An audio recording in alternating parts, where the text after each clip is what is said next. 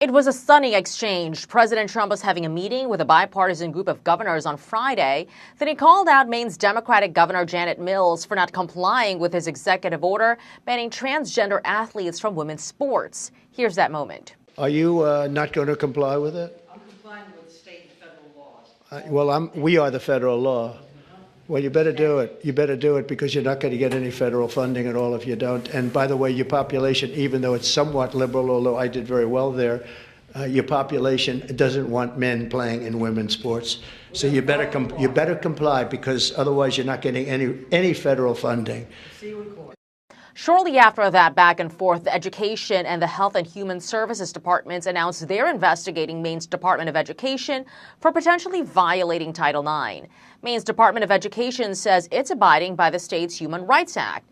The Trump administration is miffed by that, as they argue state law doesn't override federal law.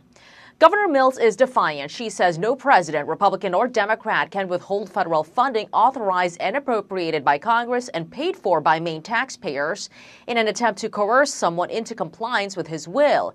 It is a violation of our Constitution and of our laws, which I took an oath to uphold.